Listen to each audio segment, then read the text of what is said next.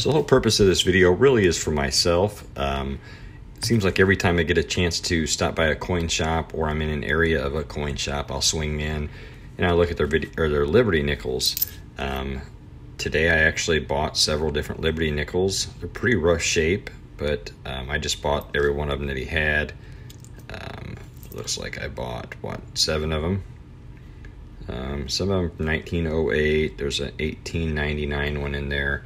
They're rough shape, but turns out I've already got those. So I wanted to make an album showing you which ones I needed, or showing myself which ones I needed. So it looks like I need the 1884 Liberty nickel, the 1885 nickel, and the rest of these are pretty rough shape, so obviously I can always upgrade these. I mean, these are pretty slick. I need the 1894, and I need the 1912S. The next page of the Stansco album is just blanks. I guess you could put your doubles, extras, and stuff like that. The back of the Stansco album is pretty cool here. It shows you the mintage. There is a 1913 Liberty Head nickel. There's 5 known. I think it sold for around $4 million, I believe, or a little over $4 million. We'll take a look at that.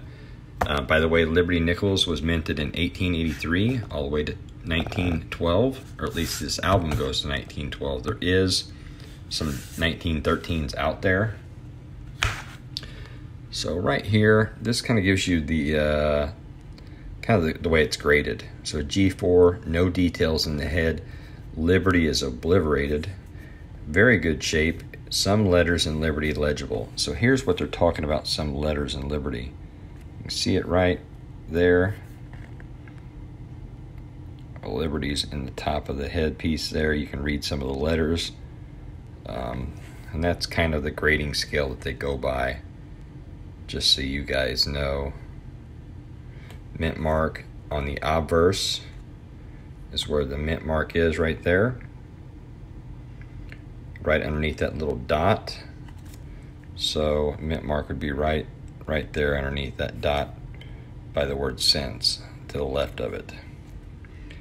So it looks like I need pretty much the 1885, $375 in G4. That's all I'm worried about. Is it don't matter if they're nice or beat up or what shape they're in. I'm totally cool with it. I just want one of every year and mint just to finish the album. So there's those. Not too shabby. It's not really a hard collection to get, to be honest. As you've seen, there was 2 on the other page that was expensive. This 1912S is an expensive one. Other than that, $2, $4, different grades. I mean, pretty reasonable to get this collection. There you go right there. 1913 Liberty Head, 5 known. Proof 66 sold for $4,560,000 at Stack's Bauer auction in August of 2018. So that's pretty crazy. Somebody paid $4.5 million for a Liberty Head nickel. Wow. I could definitely find some better things to do with $4.5 million, but to each their own. Anyway. So nothing too crazy about that. I don't know if I showed you a while ago. This talks a little bit about the verbiage of the Liberty Head nickel. Let me see if I can zoom in a little better, so in case you guys want to turn your phones to the side or whatever you're looking at, you can kind of read this, pause it.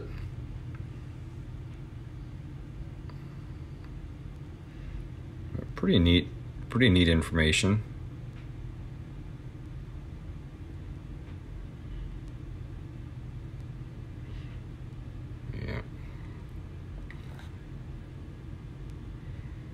Hopefully you guys can read that. Like I said, if you turn your phone sideways, obviously the screen gets bigger. But there you go. Then on the back of the Stansco, I always like that because it does show you the mintage, how many it was minted that year. Pretty cool. There's that 1913 Liberty Head nickel. It says 5 known. Maybe there's more, who knows? Good luck. I'm sure there's a lot of fakes out there. Anyway, I appreciate you guys watching the video. Comment in the comment section down below. Hit that like button, and I'll see you on the next video. Thanks for watching, guys.